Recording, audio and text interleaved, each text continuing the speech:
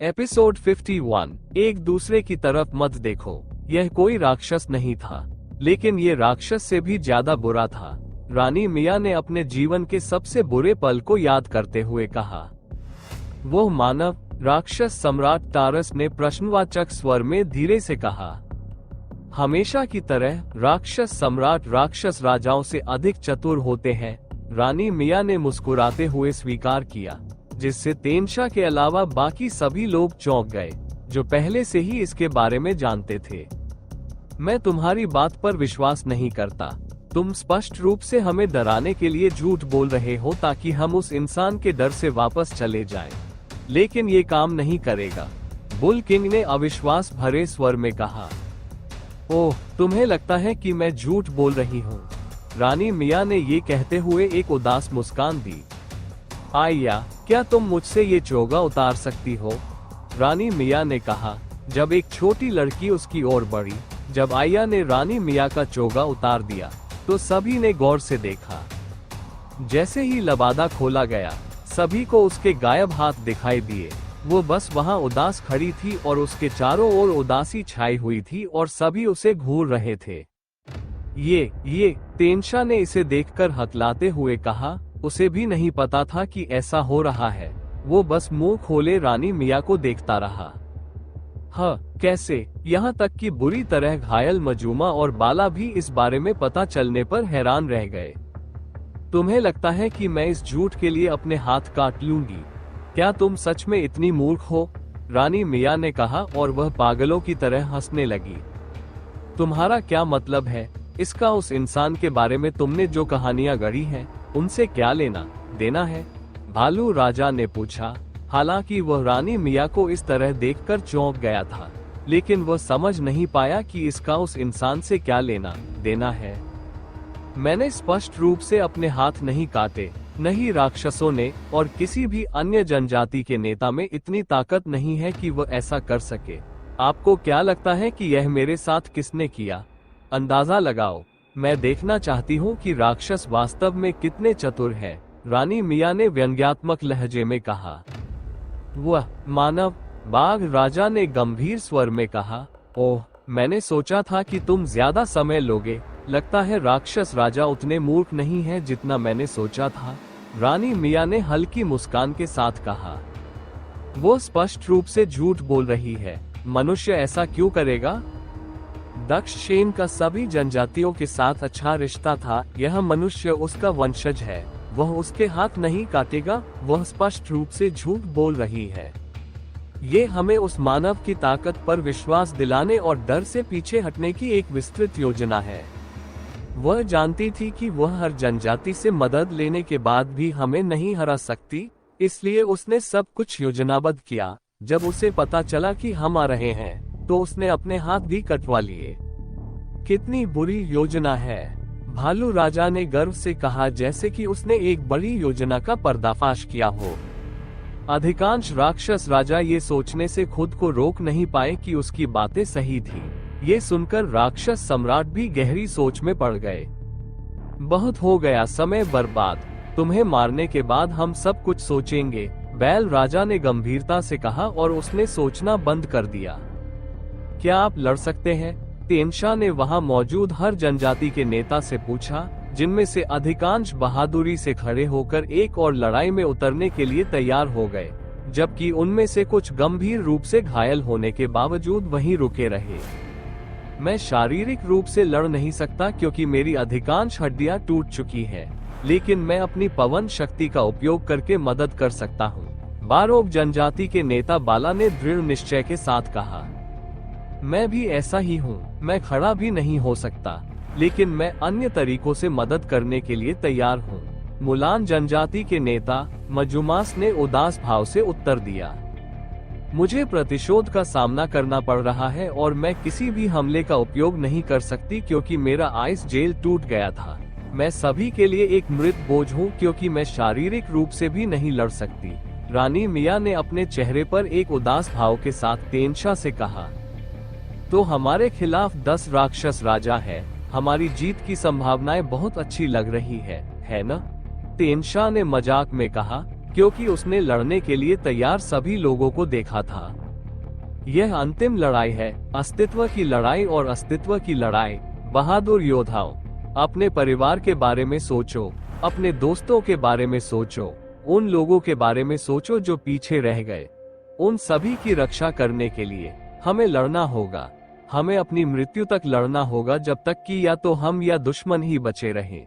मैं मरते दम तक इस लड़ाई में अपना दिल और आत्मा लगाने के लिए तैयार हूँ। क्या आप सभी भी ऐसा ही करेंगे? तेनशा जोर से दहाड़ा और उसकी आवाज पूरे युद्ध क्षेत्र में गूंज उठी। हाँ हाँ हाँ। वहां मौजूद हर योद्धा जोर से दहाड़ने लगा, क्योंकि वे लड़ने के जोश से भर गए थे। योद्धा चाहे किसी भी जनजाति का हो, मुलान, बारोक, अल्फिया, बंशी, हर योद्धा शामिल हो गया।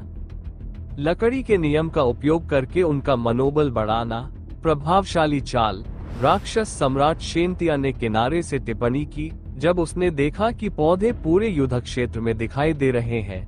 जैसे ही उन्होंने वातावरण में एक सौम्य गंध फैलाना शुरू किया, उनके विरोधियों का मनोबल बढ़ गया।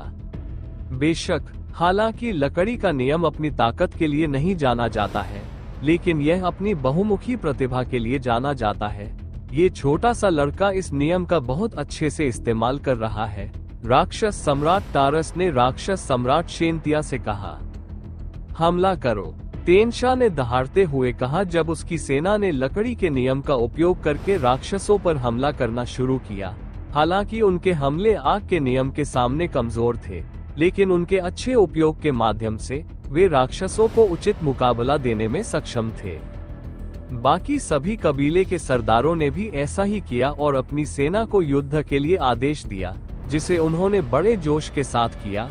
राक्षस सेना और गठबंधन सेना ने आखिरकार जमकर लड़ाई शुरू कर दी थी। हालांकि राक्षसों के पास अभी भी बढ़त थी, लेकिन अल्फिया सेना के शामिल होने की वजह से यह बढ़त काफी हद तक कम हो गई थी। तुम क्या कहते हो कि हम भी इसमें शामिल हो जाएं? उन्हें लड़ते देखना बोरिंग है, टाइगर किंग ने गुस्से से कहा, और उसने तेनशा को देखा। तो फिर तुम मुझसे क्यों नहीं लड़ते? तेनशा ने चुनौती दी। तुम मजुमास और बाला की उन दोनों की देखभाल करने में मदद करो। तेनशा ने कंकाल राजा और बैल राजा की ओर इशारा करते हुए कहा।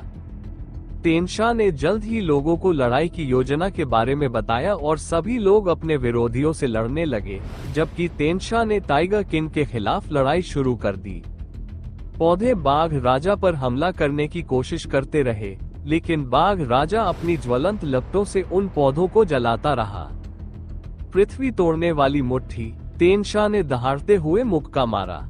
टाइगर किंग ने भी एक मुक्का मारा, लेकिन प्रभाव से ठीक पहले कई बैलें दिखाई दी और टाइगर किंग के हाथों को पकड़ लिया और उसकी गति को दूसरी दिशा में बदल दिया। लेकिन बस थोड़ा सा बदलाव हुआ। ये छोटी सी गड़बड़ी लड़ाई के परिणाम पर बड़ा प्रभाव डालने के लिए पर्याप्त थी, क्योंकि टाइगर किंग का मुक्का चूक गया, जबकि तेनशा का मुक्का टाइगर किंग के सिर पर लगा, जिससे वह दूर उड़ गया और जमीन पर गिर गया। बाघ राजा जल्दी ही उठ खड़ा हुआ और उसका चेहरा धूल से लथपथ हो गया। उसने मुंह में धूल भर ली। बाघ राजा ने तेनशा को बहुत गुस्से से देखा। बाघ राजा जल्द ही धूल से लथपथ अपने चेहरे के साथ उठ खड़ा हुआ और उसने मुंह में धूल भर ली। बाघ राजा ने तेनशा को बहुत गुस्से से देखा। तुम मरने वाले हो। बाघ राजा ने गुस्से में दहाड़ते हुए तेनशा की ओर दौड़ लगाई और मुक्का मारा। तेनशा ने फिर से मुक्का मारा। पहले की तरह आखिरी क्षण में बैलें दिखाई दी, जो बाघ राजा के मुक्के की दिशा बदलने की कोशिश कर रही थी। काम नहीं करेगा। 2 बार बाघ राजा ने सीधे चेहरे से कहा, क्योंकि उसकी मुट्ठी के चारों ओर लपटें दिखाई दे रही थी। जैसे ही बेलों ने उसका हाथ पकड़ लिया और उसकी दिशा बदलने की कोशिश की, लेकिन वे कुछ नहीं कर पाए, क्योंकि वे तुरंत अलग हो गए, क्योंकि बाघ राजा ने इस मौके में भी ताकत के नियम का इस्तेमाल किया था। उसके हाथ को पकड़ने वाली बेलों के अवशेष जलकर राख हो गए। बाघ राजा की मुट्ठी ने तेनशा की मुट्ठी को छुआ, लेकिन क्षण भर के संपर्क के बाद ही तेनशा जमीन पर गिरे टूटे पतंग की तरह उड़ गया और काफी देर तक फिसलता रहा, फिर रुक गया। तेनशा के कपड़े फट गए थे और उसकी पीठ पर लगे घावों से रक्त निकलता हुआ देखा जा सकता था। जैसा कि एक राक्षस राजा से अपेक्षा की जाती है, आपकी ताकत शीर्ष स्तर की है, तेनशा ने एक दर्दनाक मुस्कान के साथ कहा और बहादुरी का नाटक करने की कोशिश करते हुए खड़ा हो गया। तुम्हें खुश होना चाहिए कि तुम मेरे जैसे राक्षस राजा के हाथों मरोगे। तुमने अपने पिछले जन्म में कुछ अच्छे काम किए होंगे, जिसके कारण तुम्हें इतनी अच्छी किस्मत मिली है। बाघ राजा ने तेनशा को घूरते हुए कहा। हाँ, मैंने पिछले जन्मों में बहुत से अच्छे काम किए थे, लेकिन इस जन्म में मैंने बहुत से गलत काम किए हैं। मुझे तुम्हारी माँ के साथ कभी नहीं सोना चाहिए था। मुझे नहीं पता था कि वह इतनी आसानी से गर्भवती हो जाएगी और तुम्हारे जैसे बच्चे को जन्म देगी, तेनशा ने मजाक करते हुए जवाब दिया। तुम्हारी हिम्मत कैसे हुई मेरी प्यारी माँ के बारे में बुरा बोलने की? तुम मरने वाले हो। बाघ राजा दहाड़ा और उसके चेहरे पर गुस्सा छा गया। ज्वलंत नरक का दानव। बाघ राजा ने मुट्ठी बांधी और मुक्का मारा, लेकिन इस बार तेनशा की ओर नहीं। उसने जमीन पर मुक्का मारा। जैसे ही उसकी मुट्ठी जमीन पर लगी, एक बड़ा गड्ढा दिखाई दिया और आस पास के क्षेत्र में कुछ दरारें विकसित होने लगी। दरारों से भारी लपटें निकल रही थी। ये दरारें और चौड़ी होती जा रही थी और भी अधिक आग छोड़ रही थी। ये सारी आग बाघ राजा के सामने इकट्ठी हो गई, जो एक राक्षसी बाघ का रूप लेने लगी। यह एक जलते हुए बाघ की तरह दिख रहा था, लेकिन इसके सिर से 2 राक्षसी सींग निकलते हुए दिखाई दे रहे थे। उसके पीछे 2 जलती हुई पूंछें उसे और भी रहस्यमयी बना रही थी। ये तेनशा को घूर रहा था, क्योंकि उसके मुंह से 2 बड़े नुकीले दांत निकले हुए दिखाई दे रहे थे। आखिरकार उसने अपना सबसे मजबूत हुनर इस्तेमाल किया। मुझे लगता है कि वह आदमी अब मर चुका है और मैं उससे लड़ने का मौका पाने की उम्मीद कर रहा था, कंकाल राजा ने निराश होकर कहा। जाओ और जी भरकर खाओ, बाघिन ने क्रूर मुस्कान के साथ कहा और गहरे गुस्से से तेनशा को घूरने लगी। ओह लानत है, लगता है मैंने गलती कर दी। मैं बहुत आगे निकल गया और उसे और भी गुस्सा दिला दिया, तेनशा ने सोचा और वह बहादुरी से अपनी जगह पर खड़ा रहा। जलता हुआ बाघ दहाड़ता हुआ तेनशा की दिशा में आसमान में ऊंची छलांग लगाने लगा। जंगल के रक्षक। तेनशा ने अपने हाथों से कुछ इशारे करते हुए कहा। थोड़ी देर के लिए उसकी आंखें हरी होती हुई दिखाई दे रही थी। युद्ध के मैदान में अचानक एक बड़ा पेड़ उगाया, जो जलते हुए बाघ और तेनशा के बीच कहीं से नहीं था। ये बढ़ता और बड़ा होता गया। इसमें से कुछ शाखाएं निकली और 2 हाथों का आकार ले लिया। ये सब कुछ ही पल में हुआ। पहले पूरी तरह से खाली जगह पर अब एक लंबा मानव जैसा दिखने वाला पेड़ खड़ा था। जैसे ही जलता हुआ बाघ पेड़ के पास पहुंचा, उसने तुरंत अपना एक पंजा घुमाया। बाघ को पीछे धकेला गया और वह जमीन पर गिर गया, जबकि पेड़ के हाथ में आग जलने लगी जिसने बाघ को छुआ था। पेड़ ने तुरंत अपने दूसरे हाथ से उस हाथ को फाड़ दिया। इससे पहले कि आग उसके दूसरे हिस्सों तक पहुंचती, लकड़ी का एक जलता हुआ टुकड़ा जमीन पर गिरा, जो जल्द ही राख में बदल गया। उसकी जगह एक नया हाथ उगाया, जो बिल्कुल पहले जैसा दिखने लगा। तुम्हें लगता है कि तुम्हारी यह छोटी कठपुतली तुम्हारी रक्षा कर सकती है? बाघ राजा ने नाक भान से कोड़ी। जलता हुआ बाघ लगातार हमला करता रहा, जबकि विशाल पेड़ अपने मालिक की रक्षा करने की कोशिश करता रहा। हालांकि जलते हुए बाघ को उस विशाल पेड़ पर जीत हासिल करने और उसे नष्ट करने में ज्यादा समय नहीं लगा। पेड़ की जड़ें जलकर राख हो गईं और कुछ भी नहीं बचा। लेकिन इस लड़ाई के बाद बाघ की लपटें थोड़ी कम हो गईं। बाघ तेजी से तेनशा की ओर बढ़ा और अपने पंजे जनजाति नेता तेनशा की सीना की ओर घुमा दिए। प्रकृति अवरोध, तेनशा ने कहा, जैसे ही उसके सामने एक हल्के हरे रंग की ढाल दिखाई दी।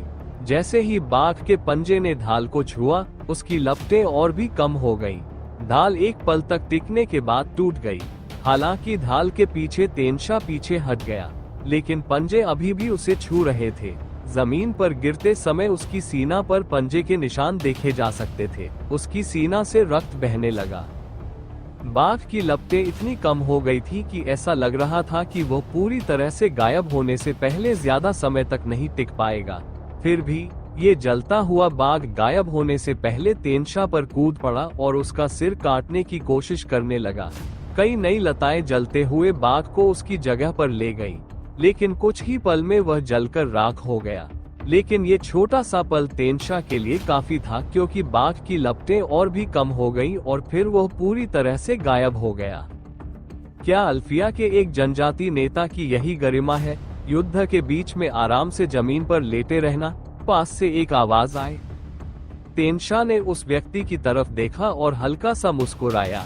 उसने उठने की कोशिश की, लेकिन उसे जो दर्द महसूस हो रहा था वो उसकी आंखों में साफ झलक रहा था। तुमने मुझे बचा लिया बूढ़े जू, तेनशा ने जू की ओर देखते हुए कहा।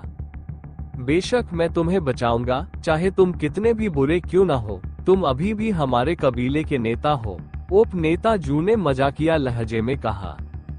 जू तेनशा की ओर बढ़ा ताकि उसे मदद का हाथ दे सके, लेकिन जैसे ही पीछे से एक हाथ उसकी सीना में घुसा, उसकी आंखें चौड़ी हो गईं। क्या तुम किसी को भूल नहीं रहे हो, छोट? तो दोस्तों, आखिर कहानी में आगे क्या होगा, यह जानने के लिए नॉवेल ऑफ किंग चैनल को सब्सक्राइब करें। और अगर कहानी आप सभी को पसंद आए तो वीडियो को लाइक, कमेंट और शेयर जरूर करें। आपके एक कमेंट और लाइक से हमें स्टोरी वीडियो बनाने के लिए मोटिवेट मिलता है। धन्यवाद। कीड़े, मेरी लड़ाई में बाधा डालने की तुम्हारी हिम्मत कैसे हुई? बाघ राजा ने क्रूर आवाज में कहा और उसने जू की सीना से अपना हाथ बाहर निकाल लिया, जिससे पीछे एक बड़ा छेद हो गया। जू, तेनशा चिल्लाया जब उसने ये सब होते देखा। जू जमीन पर गिर पड़ा और उसकी आंखें अभी भी खुली थीं।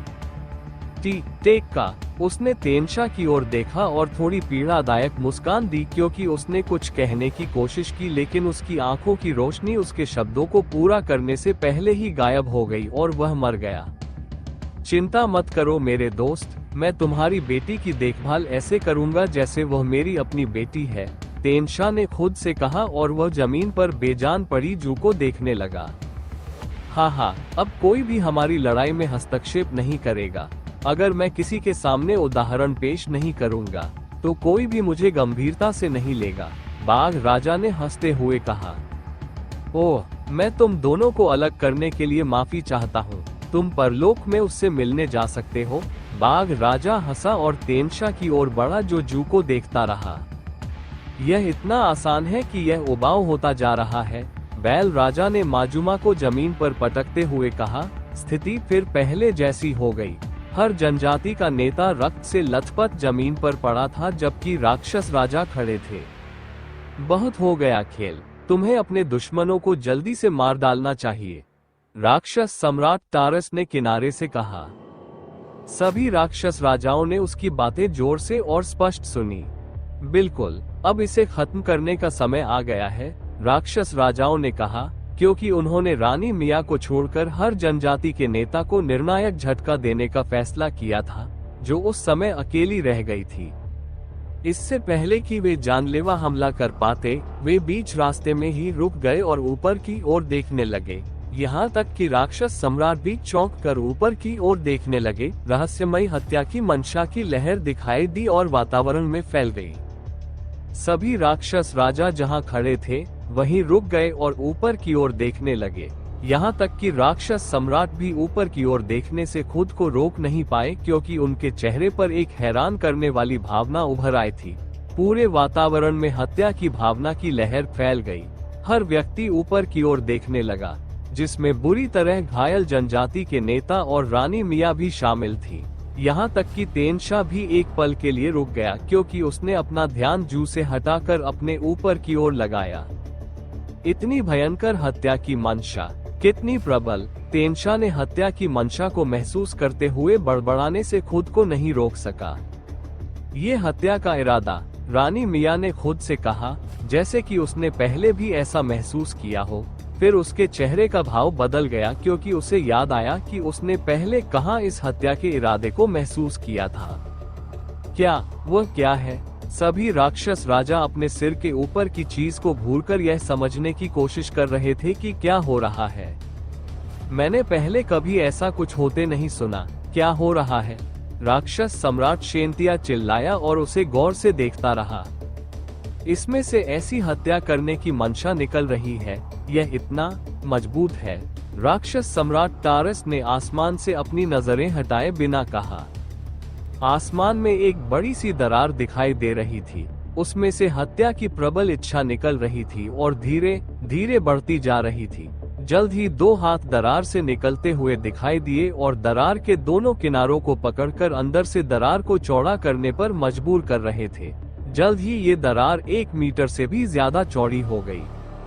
इस स्थानिक दरार से कोई बाहर निकला। यह एक लड़का था जो लगभग 12 साल का लग रहा था। उसके काले बाल और सुंदर सुनहरी आंखें उसे देखने में बहुत सुंदर बना रही थी। उसकी पीठ पर 2 पंख देखे जा सकते थे जो उसे अंतरिक्षीय दरार से बाहर निकलने के बाद उड़ने में मदद करते थे। उसका बायां पंख एकदम काला था जबकि दायां पंख पूरी तरह सुनहरा था जो उसे एक ही समय में लगभग शैतानी और देवदूत जैसा रूप देता था। दक्ष के स्थानिक दरार से बाहर निकलते ही वातावरण में हत्या की भावना अपने चरम पर पहुंच गई। स्थानिक दरार जल्द ही गायब हो गई जैसे कि वह कभी थी ही नहीं, क्योंकि अंतरिक्ष सामान्य हो गया था। दक्ष एक भयंकर देवता की तरह सबके ऊपर उड़ रहा था और मनुष्यों को नीचे देख रहा था। वो यहाँ है, रानी मिया ने सोचा और अवचेतन रूप से एक कदम पीछे हट गई, उस दिन को याद करते हुए जब उसने इस राक्षस से लड़ने की मूर्खतापूर्ण गलती की थी। मास्टर चेन, आप आखिरकार यहाँ आ ही गए, तेनशा चिल्लाया जब उसने दक्ष को अमर राजा की तरह उड़ते हुए देखा। उसकी आंखों में अभी भी आंसू थे। दक्ष ने तेनशा और उसकी आंखों में आंसू देखे। उसने इधर उधर देखा और जल्द ही देखा कि जू बाघ राजा के पीछे बेजान पड़ा है और उसकी सीना में एक बड़ा छेद है। उसने बाघ राजा की ओर देखा और उसके हाथ में अभी भी ताजा रक्त देखा। जैसे ही वह अपनी जगह से गायब हुआ, उसका गुस्सा और बढ़ गया। वह जल्द ही बाघ राजा के सामने आ गया और इससे पहले कि बाघ राजा कुछ समझ पाता, एक हाथ उसके सीने में घुस गया और उसका दिल चीर दिया। दक्ष ने टाइगर किंग के दिल को बेरहमी से कुचल दिया। जमीन पर बेजान होकर गिरने से पहले टाइगर किंग ने जो आखिरी चीज देखी वह थी उसकी आंखों के सामने उसका दिल कुचला जाना। तुमने उसे मारकर बहुत बड़ी गलती की है, दक्ष ने जमीन पर पड़े टाइगर किंग के शरीर को देखते हुए कहा। मुझे खेद है, मैं देर से आया। उसने अपना ध्यान वापस जू की ओर मोड़ा और उदासी से भरी धीमी आवाज में कहा, तुमने बाघ राजा को मार डाला। भालू राजा जो बाघ राजा के सबसे करीब खड़ा था, जैसे ही उसने बाघ राजा के शरीर को जमीन पर गिरते देखा, वो एक कदम पीछे हट गया। भालू राजा की अनदेखी करते हुए दक्ष तेनशा की ओर बढ़ा और उसे हाथ देकर उठने में मदद की। उठने के बाद तेनशा कांपते कदमों से जू की ओर गया और उसके शरीर के ठीक बगल में घुटनों के बल बैठ गया। बूढ़े आदमी जू, तुम मेरी वजह से मर गए। तुम हमेशा कहते थे कि मुझे अल्फिया के नेता के रूप में सम्मान की आवश्यकता है, लेकिन तुम ही सबसे अधिक सम्मान के पात्र थे। तुम्हारे बिना मैं कुछ भी कैसे संभाल सकता हूँ मेरे दोस्त, तेनशा ने कांपती आवाज में कहा और उसकी आंखों में आंसू भर आए। मैं समय पर यहाँ न आ पाने के लिए क्षमा चाहता हूँ, दक्ष ने धीरे से कहा। आपको बुरा महसूस करने की जरूरत नहीं है मास्टर चेन, यह आपकी गलती नहीं है। आप साधना में व्यस्त थे। आपको कैसे पता चला? मुझे यकीन है कि जैसे ही आपको पता चला आप यहाँ आए होंगे। इसके लिए मैं आपका आभारी हूँ, तेनशा ने दक्ष को जवाब दिया। दक्ष ने उनकी ओर देखना बंद कर दिया और बिना कुछ कहे वापस मुड़ गया। तुम आखिरकार यहाँ आ गए। चूंकि तुम यहाँ हो, तुम कभी वापस नहीं जाओगे। राक्षस सम्राट तारास ने आखिरकार अपने विशाल शरीर को उस स्थान से हटा दिया जहां वह युद्ध शुरू होने के बाद से खड़ा था और वह अपने भारी पैरों के साथ दक्ष की ओर चला गया। उसके चेहरे पर एक भयावह मुस्कान थी। मुझे कहना होगा कि तुमने मुझे आश्चर्यचकित कर दिया। तुमने एक राक्षस राजा को इतनी आसानी से मार डाला, जो कोई छोटी उपलब्धि नहीं है। हमने तुम्हें बहुत कम आंका था, राक्षस सम्राट तारस चलते हुए कहता रहा, जबकि राक्षस सम्राट शेनतिया अभी भी नहीं हिला क्योंकि वो सोच रहा था कि उसे क्या करना चाहिए। वो भयंकर हत्या का इरादा कहीं से भी प्रकट होना और एक राक्षस राजा को इतनी आसानी से मार डालना, उसे देखना ही मेरे रोंगटे खड़े कर देने के लिए काफी है। मुझे तो ये भी यकीन नहीं है कि मैं उसे लड़ाई में हरा पाऊंगा या नहीं। क्या मैंने वास्तव में तारास की बदला लेने की योजना और युद्ध में जाने के लिए सहमत होकर गलत कदम उठाया, क्योंकि वह मानव एक बच्चा था, न कि बलान की योजना थी कि वह इस मानव को हमारी ओर खींचे और उससे दोस्ती स्थापित करे। अब मुझे क्या करना चाहिए? पुराने दोस्त, काश तुम अभी यहाँ होते, शेंटिया ने सोचा और वह दूर से दक्ष को देखता रहा। मानव जनजाति वास्तव में अद्भुत है, यहाँ तक कि एक बच्चा भी राक्षस राजा को मारने के लिए पर्याप्त मजबूत है। बुरी बात यह है कि राक्षस राजा और राक्षस सम्राट के बीच बहुत अंतर है और तुम सिर्फ एक बच्चे हो। मुझे यकीन है कि तुमने छोटे बाघ को मारने के लिए अपनी सारी चालें चली होंगी। राक्षस सम्राट तारास ने दक्ष को देखते हुए कहा। दक्ष ने अपने आईपीएस हिलाते हुए धीरे से वादा किया। हालांकि यह बात धीमी आवाज में कही गई थी, लेकिन ऐसा कोई नहीं था जिसने उसकी बात न सुनी हो। तुम सब अपने पाप के लिए मरोगे, यह एकमात्र वाक्य था जो दूर दूर तक सुना जा सकता था। जब दक्ष ने अपनी भारी आवाज में ये कहा तो वहां मौजूद सभी लोग चौंक गए। कई लोगों को ये दृश्य ऐसा लगा जैसे नरक का राजा पापियों पर अपना फैसला सुना रहा हो। क्या तुम कुछ ज्यादा ही आत्मविश्वासी नहीं हो रहे हो, छोटे लड़के? अब जब तुमने एक राक्षस राजा को मार दिया है, तो तुम में एक राक्षस सम्राट से इस तरह बात करने की हिम्मत है? मैं तुम्हें बता दूं, तुम्हें अभी भी एक सम्राट और एक राजा के बीच की शक्ति के अंतर को समझना बाकी है। राक्षस सम्राट तारास ने नाक धान सिकोड़ी जब उसने देखा कि दक्ष उसके सामने निश्चल खड़ा है और उसे तिरस्कार से देख रहा है। ओह, तो फिर तुम मुझे अंतर क्यों नहीं बताते? दक्ष ने उपेक्षापूर्ण लहजे में कहा। वह आदमी इतना बेशर्म था कि राक्षस सम्राट को इस तरह से नीची नजर से देख रहा था मानो वह कोई तुच्छ व्यक्ति हो। तुम, राक्षस सम्राट तारस क्रोध से भर गया। उसके शरीर से एक डरावनी आभा निकलने लगी। अगले ही पल तारस ने अपने राक्षसों को छोड़कर मैदान पर मौजूद सभी लोगों पर अपनी आभा का इस्तेमाल किया। लगभग सभी जीव जो प्रभावित हुए, वे डर महसूस करने से खुद को नहीं रोक पाए। आभा से उन्हें जो भय महसूस हुआ था, वो थोड़ा ज्यादा ही था। बहुत से योद्धा घुटनों के बल गिर गए। इस बीच जो खड़े रह पाए, उन्हें खुद को गिरने से बचाने में मुश्किल हुई। यहाँ तक कि कबीले के नेता भी आभा से प्रभावित थे। अपने दुश्मनों के संघर्ष को देखकर राक्षस उन योद्धाओं पर हंसने लगे जो राक्षस सम्राट की आभा का प्रहार झेलकर घुटनों के बल गिर गए। हालांकि उनका जश्न ज्यादा देर तक नहीं चला। जैसे ही उनकी निगाहें दक्ष पर पड़ी, उन्होंने अपना मुंह बंद कर लिया। दक्ष बस वहीं खड़ा रहा। राक्षस सम्राट तारास को घूरता रहा और उसके चेहरे पर एक मनोरंजक मुस्कान थी। फिर से ऐसा लग रहा था जैसे वह एक मनोरंजनकर्ता को एक तुच्छ अभिनय करते हुए देख रहा हो। क्या तुमने दिखावा करना बंद कर दिया है? दक्ष ने हल्की मुस्कान के साथ पूछा। लेकिन अगर तुमने ऐसा नहीं भी किया है, तो भी अब मेरा दिखावा करने का समय आ गया है। जैसे ही दक्ष ने बोलना समाप्त किया, उसने अपनी आभा छोड़नी शुरू कर दी। अचानक ऐसा लगा कि राक्षस सांस लेना भूल गए हैं। नहीं, ऐसा लगता है कि दक्ष ने उन्हें अपने आस पास की हवा से वंचित कर दिया है। हर एक राक्षस अपने घुटनों पर गिर गया, साथ ही साथ उनके दिल की धड़कनें भी धीमी हो गई। उसी पल स्थिति बदल गई। अब राक्षसों के लिए अपने प्रतिद्वंद्वी की भयावह आभा को सहने का समय आ गया था। राक्षस राजा दूर से खड़े होकर अपनी सेना को गिरते हुए देख रहे थे। अजीब बात यह है कि उन्हें आभा का जरा सा भी एहसास नहीं हुआ। राजाओं की जानकारी के बिना दक्ष ने उन्हें निशाना नहीं बनाया। राक्षस सम्राट तारास ने केवल अपने अनुचरों के संघर्ष को देखा। उसका चेहरा उसके पेट के गड्ढे से उठे गुस्से से गर्म हो रहा था। वह अपनी आभा का उपयोग करके दक्ष को डराना चाहता था, लेकिन दक्ष पर इसका कोई असर नहीं हुआ। इसके बजाय उस आदमी ने उसके खिलाफ अपनी चाल का इस्तेमाल किया। उसे शर्म आ रही थी कि दक्ष सिर्फ अपनी आभा से उसकी पूरी सेना को घुटनों के बल गिराने में सक्षम था। तुम अच्छे बच्चे हो, तुम उस आभा का इस्तेमाल मुझ पर भी क्यों नहीं करते? मैं भी इसकी ताकत का अनुभव करना चाहता हूँ। राक्षस सम्राट तारास ने दक्ष को घूरते हुए कहा। वह जानता था कि दक्ष उस पर अपनी आभा का इस्तेमाल नहीं करता, क्योंकि वह इसका जरा सा भी एहसास नहीं करेगा। मैंने इसका इस्तेमाल तुम पर और उन छोटे लोगों पर नहीं किया। तुम सोच रहे होगे कि किस कारण से, है न? ऐसा इसलिए क्योंकि मैं नहीं चाहता था कि तुम और तुम्हारे लोग मेरा सामना करने से डरें। मैं तुम्हें तब मारना चाहता हूँ जब तुम अपने सबसे अच्छे रूप में हो, न कि तब जब तुम डरे हुए हो। दक्ष ने तारास को जवाब दिया, साथ ही राक्षस राजाओं की ओर अपनी उंगली भी उठाए। तुम बाघ राजा को मारने के बाद जब वो ध्यान नहीं दे रहा था, तुम सोचते हो कि तुम हमें भी मार सकते हो।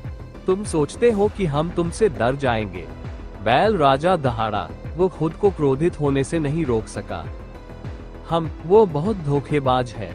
उसे पता होना चाहिए कि उसकी छोटी सी आभा केवल थोड़ी ही मजबूत है और वह मुझ पर और उन छोटे लोगों पर कोई प्रभाव नहीं डाल सकती।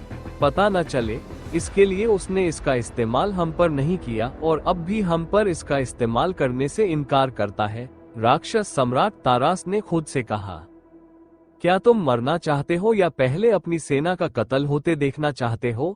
दक्ष ने मजाकिया लहजे में कहा। जैसे ही उसका ध्यान तारास से हटकर बुल किंग पर गया, उसकी अभिव्यक्ति गंभीर हो गई। तुम्हारा मुंह बहुत बड़ा है ना? तुम्हें लगता है कि तुम यहाँ सबको मार सकते हो, मुझे भी? बुल किंग हंसा और पूरे समय गुस्से में दक्ष को घूरता रहा। मैं कर सकता हूँ, लेकिन मेरा समय ऐसे बेकार प्राणियों पर बर्बाद होगा। दक्ष ने लापरवाही से जवाब दिया और बैल राजा की ओर देखा। वह आदमी बैल राजा के जवाब का इंतजार नहीं करना चाहता था, इसलिए दूसरी बार उसने फिर से बोलने से पहले राक्षस राजाओं की पूरी दुनिया को अपनी नजर से देखा। बहुत हो गई बातें, मेरे पास बर्बाद करने के लिए ज्यादा समय नहीं है। मुझे लगता है कि मैं पहले तुम लोगों को निपटा दूं और फिर उसके बाद 2 बड़े कामों पर आ जाऊंगा।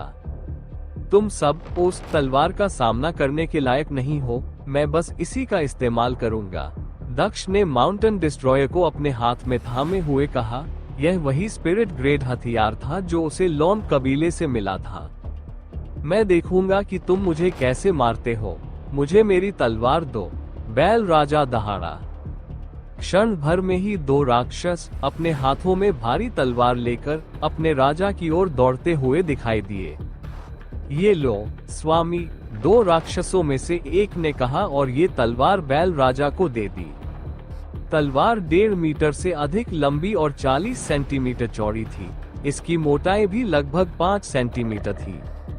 बैल राजा ने बिना किसी प्रयास के तलवार उठा ली, फिर उसने तलवार को अपने दोनों हाथों से पकड़ लिया। बैल राजा के लिए तलवार उठाने वाले राक्षस आश्चर्यचकित रह गए जब उन्होंने देखा कि उनके स्वामी ने इतनी आसानी से भारी तलवार उठा ली। ऐसा इसलिए था क्योंकि वे जानते थे कि इसका वजन लगभग 1000 किलोग्राम था। ये दर्शाता है कि उनका स्वामी कितना शक्तिशाली था। क्या तुम जल्दी कर सकते हो? मैं तुम्हें जल्द से जल्द खत्म करना चाहता हूँ, क्योंकि वह आदमी नरक में तुम्हारा इंतजार कर रहा होगा। मैं उसे ज्यादा देर तक इंतजार नहीं करवाना चाहता। दक्ष ने टाइगर किंग की लाश की ओर इशारा करते हुए कहा। बुल किंग को ऐसा महसूस हुआ कि वह लॉन्ग चेन की बातें सुनते सुनते उसके मुंह में रक्त भर गया है। गुस्से से आग बबूला होकर वह लॉन्ग चेन की ओर भागने लगा। उसने अपने हमले की शुरुआत में अपनी तलवार के साथ शक्ति के नियम का इस्तेमाल किया। हालांकि तलवार दक्ष से संपर्क तक नहीं बना पाई, ये बस एक खाली जगह पर झूल गई। बुल किंग को एहसास हुआ कि दक्ष थोड़ा आगे बढ़ गया था और उसकी तलवार सिर्फ उस आदमी की पिछली छवि पर लगी थी। वह तुरंत पीछे मुड़ा और सोचा कि दक्ष जवाबी हमला करने के लिए उसके पीछे आएगा, लेकिन उसके पीछे कोई नहीं था। उसने आस पास देखा, फिर भी उसे कोई नहीं दिखाई दिया। छिपना बंद करो काया, बैल राजा गुस्से में दहाड़ा। एक बार फिर उसने अपने आस पास की जगहों पर नजर घुमाई और आखिरकार उसने देखा कि बाकी सभी लोग जमीन से उसे देख रहे थे। वह आगे बढ़ा और ऊपर देखा, तभी उसे एक तलवार उसकी ओर आती हुई दिखाई दी। ये तलवार उसके सिर के बिल्कुल बीच में घुस गई। बस ऐसे ही वो बिना ये सोचे मर गया कि उसे इतनी आसानी से मार दिया गया। दक्ष हवा में था, अपने काले और सुनहरे पंखों के साथ एक राक्षसी देवदूत की तरह दिख रहा था। फिर उसने बुल किंग के सिर से अपनी रक्त से सनी तलवार निकाली। उसके बाद उसने अपना ध्यान भयभीत राक्षस राजाओं की ओर मोड़ दिया। अपने साथी को एक पल में मरता देख कंकाल राजा को अपनी जान का सबसे ज्यादा डर लगा। फिर भी वो दूसरे राजाओं के मन में ये बात बिठाना चाहता था कि उनका दुश्मन कितना शक्तिशाली है। ये सोचकर कंकाल राजा ने अपनी आवाज बुलंद करने के लिए चिल्लाया, सब लोग, वो बहुत चालाक है, हमें मिलकर उस पर हमला करना होगा ताकि हम उसकी चालों में न फंसे।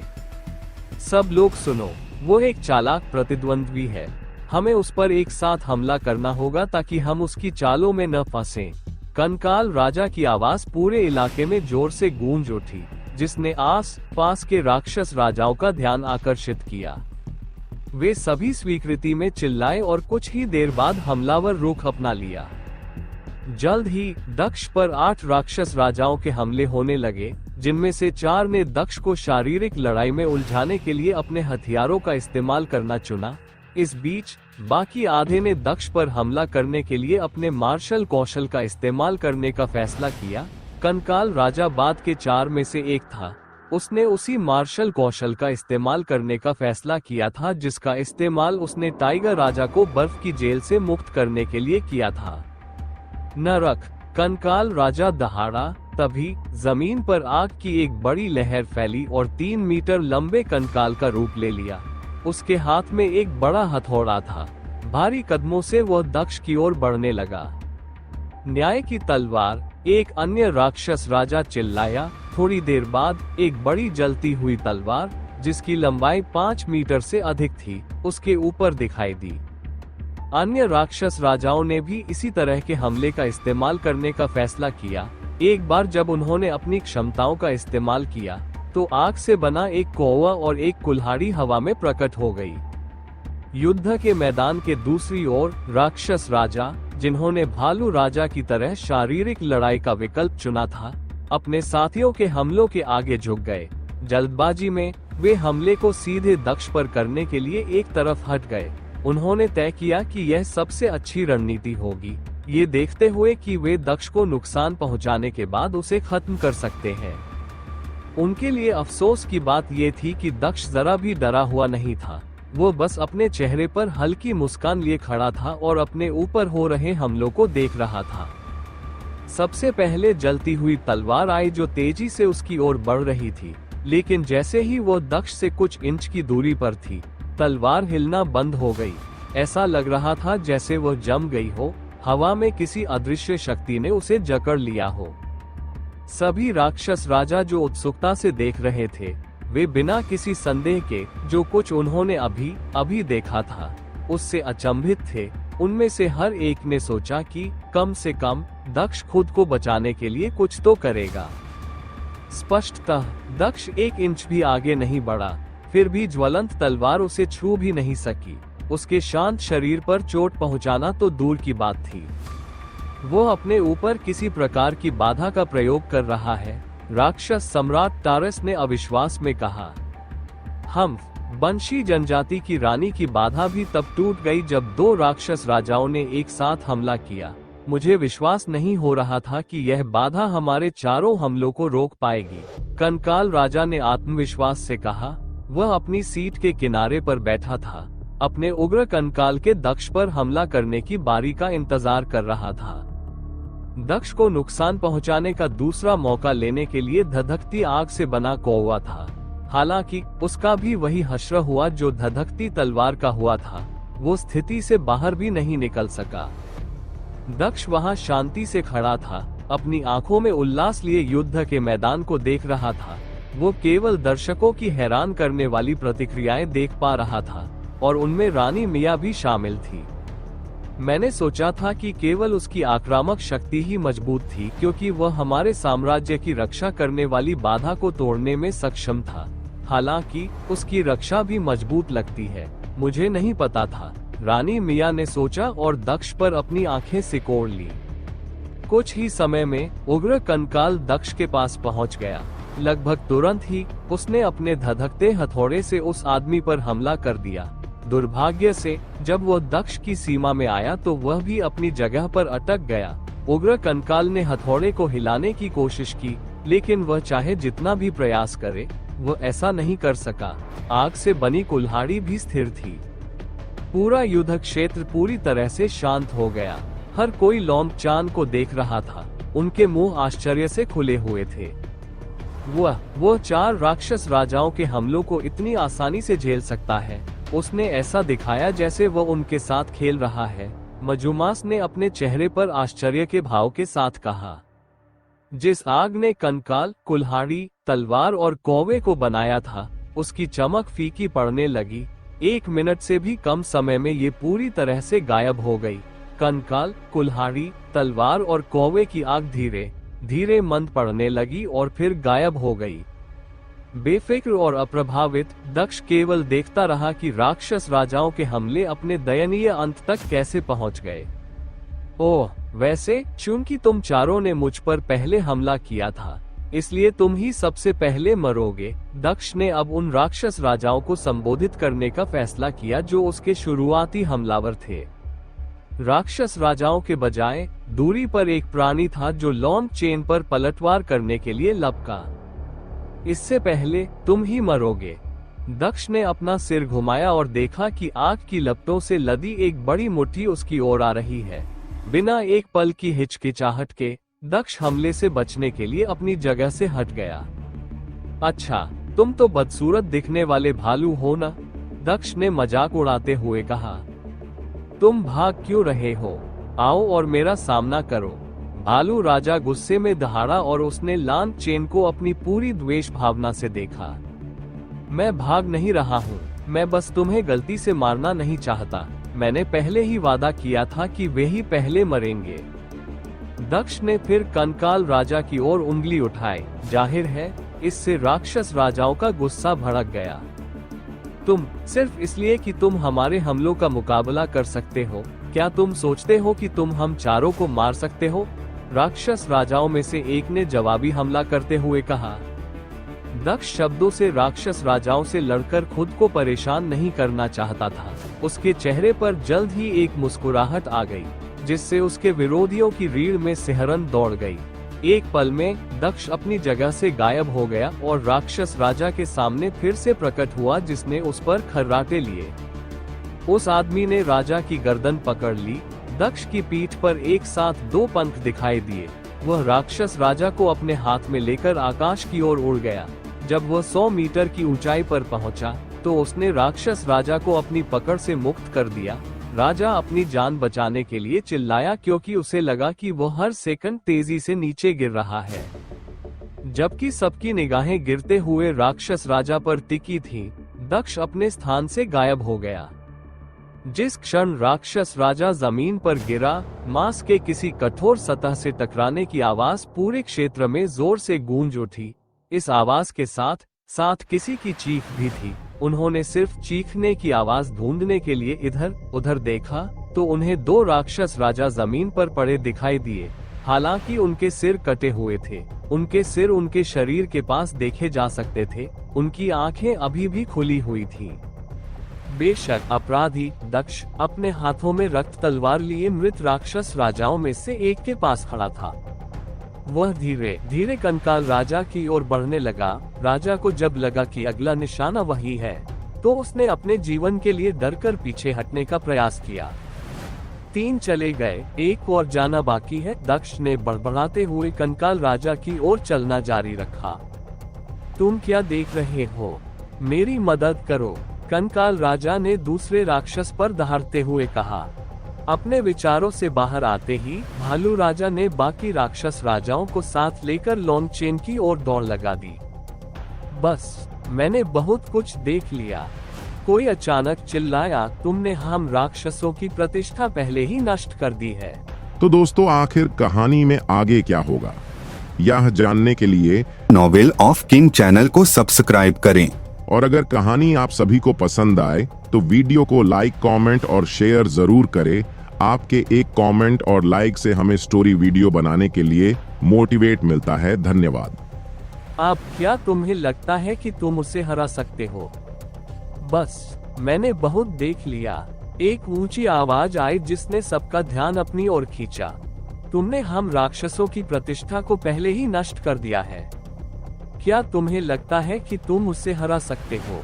राक्षस सम्राट तारास ने जोर से कहा क्योंकि उसने राक्षस राजाओं को एक के बाद एक मारे जाते देखा था। मैं वादा करता हूं कि हम उसे हरा सकते हैं। भालू राजा ने कहा और बिना रुके आगे बढ़ता रहा। मैं अब नहीं रुक सकता। अब समय आ गया है कि मैं खुद को साबित करूं। भालू राजा ने सोचा और आगे बढ़ गया। अन्य राक्षस राजा रुक गए, लेकिन एक पल सोचने के बाद वे भी भालू राजा के पीछे चल दिए। मैंने तुमसे कहा था कि मैं बाद में तुमसे संपर्क करूंगा, लेकिन ऐसा लगता है कि तुम मरने के लिए उत्सुक हो। तुम्हारा समय आएगा, दक्ष ने कहा जब उसने भालू राजा को अपनी ओर आते देखा। चूंकि उसने ये कहा है कि वह कंकाल राजा को पहले मारेगा, इसलिए वह उसका लक्ष्य होगा। मैं उस पर हमला कर सकता हूं और उसे आसानी से मार सकता हूं, भालू राजा ने आगे बढ़ते हुए सोचा। मैं देखूंगा कि तुम्हारी ताकत ज्यादा है या मेरी ताकत का नियम। भालू राजा लड़ने के इरादे से फिर भी दक्ष की ओर दौड़ता रहा और मुक्का मारता रहा, लेकिन दक्ष ने उसके हमले को चकमा देने और कंकाल राजा पर हमला करने के बजाय, जैसा कि भालू राजा ने सोचा था, वहीं खड़ा रहा और उसने अपनी तलवार को कसकर पकड़ लिया।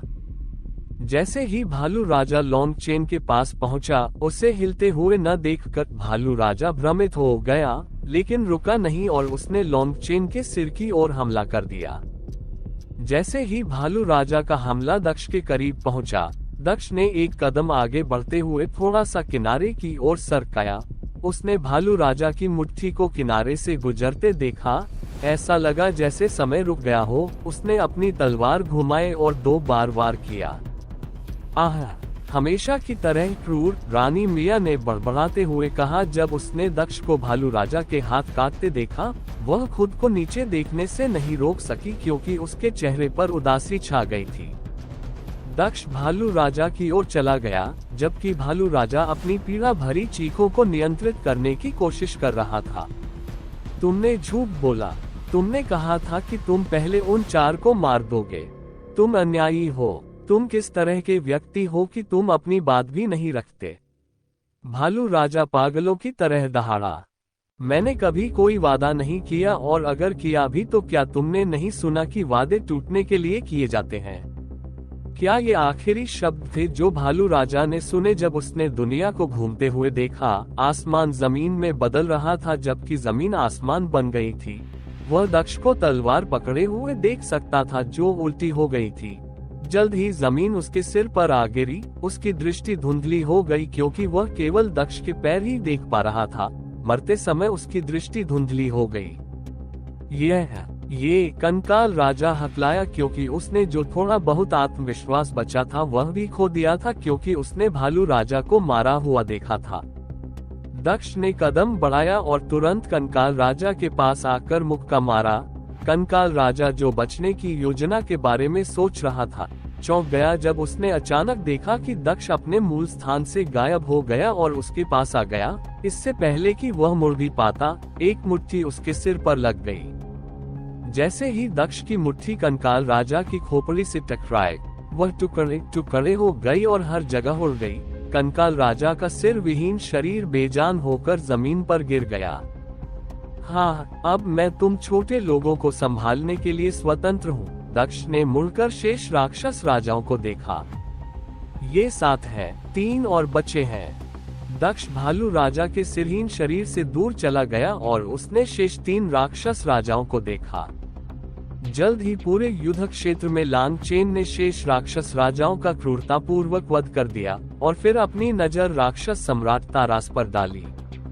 मुझे आश्चर्य है कि जब मैंने उस भालू और अन्य को मार डाला तो तुमने मुझे रोकने की कोशिश नहीं की, दक्ष ने हल्की मुस्कान के साथ कहा। मैं उन्हें क्यों बचाऊंगा? चूंकि उन्होंने मेरे आदेश नहीं सुने, इसलिए वे अपनी मृत्यु के हकदार थे।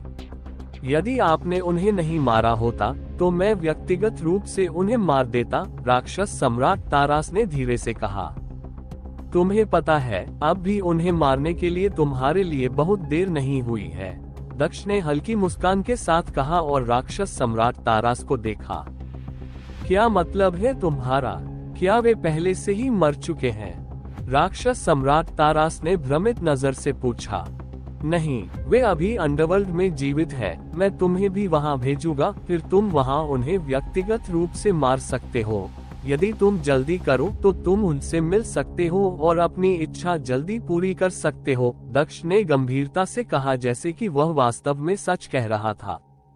तुमने मेरा मजाक उड़ाने की हिम्मत की, तुम मौत को दावत दे रहे हो। राक्षस सम्राट तारास ने दक्ष के शब्द सुनकर गुस्से से आग बबूला हो गया।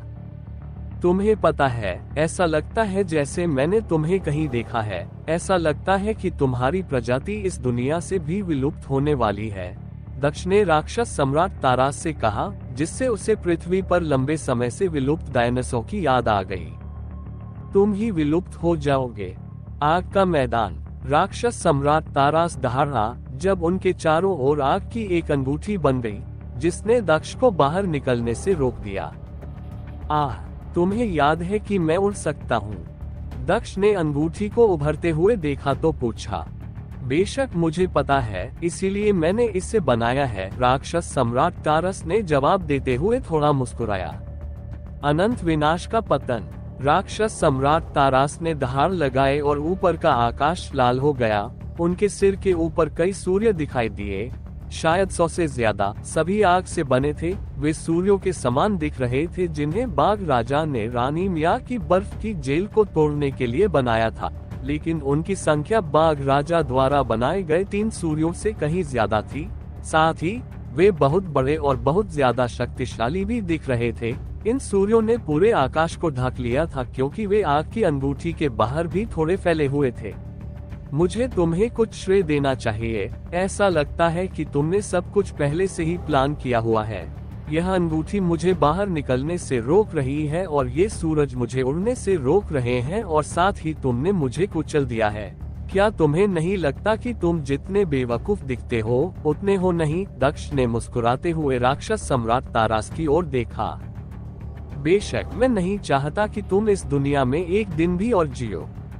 यही वह क्षण होगा जब तुम मर जाओगे। राक्षस सम्राट तारास ने दुर्भावनापूर्ण मुस्कान के साथ उत्तर दिया। राक्षस सम्राट तारास ने अपनी लाल आंखों से सूरज को देखा और हल्का सा इशारा किया। सभी सूर्य तेज गति से दक्ष की ओर गिरने लगे।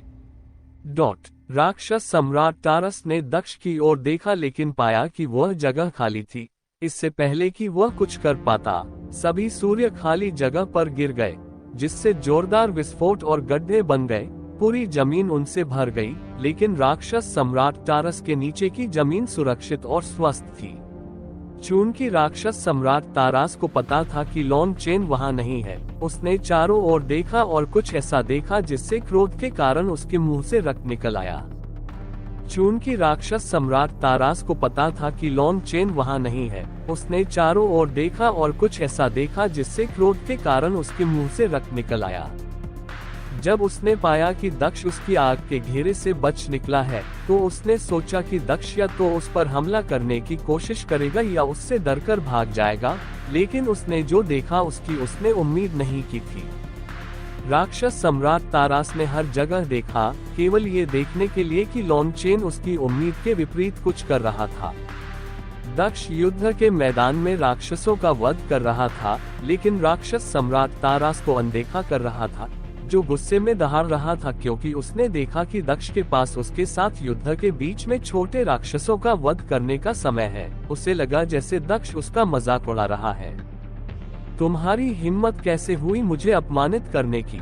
उसने दक्ष पर दहाड़ते हुए कहा, जो एक प्रसन्न भाव के साथ पीछे मुड़ा, क्योंकि वह हर मिनट सैकड़ों राक्षसों का वध करना जारी रखता था और मुस्कुराते हुए राक्षस सम्राट तारास को देख रहा था। ओह, मैं तुम्हारे प्रदर्शन से ऊब गया था, इसलिए मैंने अपना मनोरंजन करने का फैसला किया। हालांकि ये लोग ताकतवर नहीं हैं, लेकिन तुम्हारा चेहरा लाल होते देखना बहुत मजेदार है। दक्ष हल्के से हंसा, क्योंकि युद्ध के मैदान में राक्षसों की चीखें गूंज रही थीं। ओह, वैसे वह आग का गोला क्या था? क्या वह सचमुच मुझे रोकने के लिए था या सिर्फ एक मजाक था? अगर यह बाद वाला था तो यह मजेदार था, दक्ष ने मजाकिया लहजे में कहा। राक्षस सम्राट तारास शर्म से भर गया और गुस्से में पागल हो गया तथा लॉन्ग चेन की ओर दौड़ा। उसे इस बात की परवाह नहीं थी कि उसके नीचे राक्षस कुचले जा रहे थे। मुझे लगता है कि इसे खत्म करने का समय आ गया है। दक्ष ने बड़बड़ाते हुए कहा। जैसे ही उसने अपनी तलवार के साथ हमलावर मुद्रा में आकर अपना चेहरा अचानक गंभीर कर लिया। अल्पविराम, जल्दी से जल्दी खत्म कर देना चाहिए, दक्ष ने सोचा और उसने पहाड़ को नष्ट करने वाले हथियार को अपनी अंगूठी में वापस रख लिया और अपने राजा की तलवार निकाल ली। उसने राजा की तलवार को अपने हाथों में थाम लिया और वातावरण में एक भयंकर तलवार की आभा फैल गई। संत तलवार के 7 रूप, चौथा रूप विनाश, दक्ष ने जोर से कहा। जब उसने अपनी राजा की तलवार से वार किया, चमकदार रोशनी का एक मेहराब दिखाई दे रहा था जो भयानक शक्ति से भरा हुआ था, जो राक्षस सम्राट तारास को पार करते हुए आगे बढ़ रहा था और अपने रास्ते में आने वाले सभी लोगों को मार रहा था, चाहे वह राक्षस हो या जनजाति योद्धा। फिर वह क्षितिज में गायब हो गया। आह! राक्षस सम्राट तारस वहीं खड़ा था और उसकी आंखें चौड़ी हो गई थी। उसने काला रक्त खांसा और फिर उसका शरीर बीच से 2 भागों में विभाजित होकर जमीन पर गिर गया। इस भयानक दृश्य को देखकर कई लोग उल्टी करने से खुद को नहीं रोक पाए। आशा है कि तुम उन्हें अंडरवर्ल्ड में मारने की अपनी अंतिम इच्छा पूरी कर सकोगे, दक्ष ने कोमल स्वर में कहा और तारास के आधे कटे शरीर से अपना ध्यान हटाते हुए पीछे मुड़ा। वहाँ एक और था ना। दक्ष ने उस राक्षस सम्राट को खोजने की कोशिश में इधर उधर देखा जिसे उसने शुरू से ही युद्ध के मैदान के कोने में खड़ा देखा था, लेकिन वह उसे कहीं नहीं ढूंढ सका। वह कहाँ है?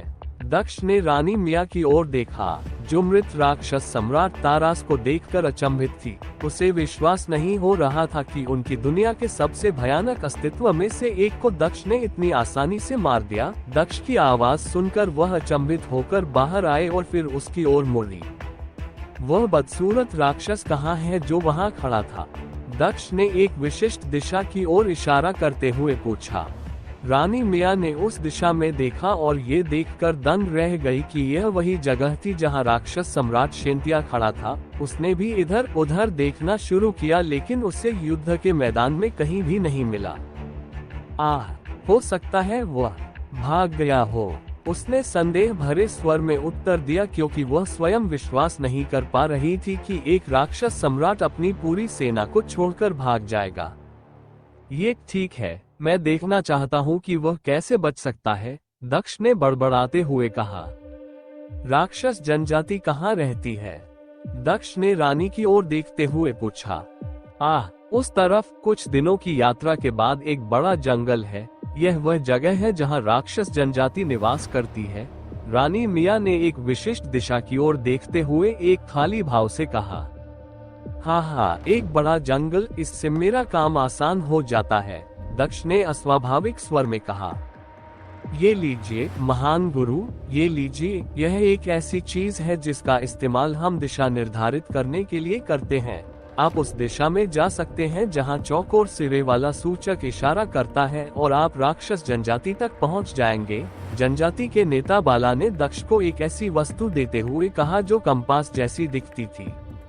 अब ये कुछ काम की बात है। आप लोग राक्षसों के उन बचे हुए अवशेषों का ख्याल रखें, मैं थोड़ी देर में वापस आ जाऊंगा, दक्ष ने चलते हुए कहा। थोड़ी देर इधर उधर देखने के बाद उसे जल्द ही युद्ध के मैदान में एक एल्फियन घोड़ा मिल गया, लेकिन उसने जल्द ही उस घोड़े का उपयोग करने की अपनी योजना छोड़ दी, क्योंकि उसे लगा कि इससे बहुत समय बर्बाद होगा, जिसकी उसे इस दुनिया में पहले से ही कमी थी, क्योंकि वह पहले ही परीक्षण पास कर चुका था। मुझे यकीन है कि मैं अपने राक्षसी पंखों की मदद से उसे पकड़ लूंगा, भले ही मैं बीच बीच में रुक जाऊं, क्योंकि मेरी क्यूई खत्म हो गई है। वह उससे ज्यादा दूर नहीं जा सकता था जहां मैंने उसे कुछ देर पहले ही वहां खड़े देखा था। बुरी बात यह है कि मैं स्थानिक यात्रा का इस्तेमाल दिन में सिर्फ एक बार ही कर सकता हूँ, वह भी सिर्फ उन जगहों पर जहां मैं पहले जा चुका हूं और जो 100 किलोमीटर की रेंज में है। मैं भविष्य में इस क्षमता को जरूर सुधारूंगा, क्योंकि यह वाकई बहुत उपयोगी है, दक्ष ने अपने गंतव्य की दिशा की ओर देखते हुए सोचा।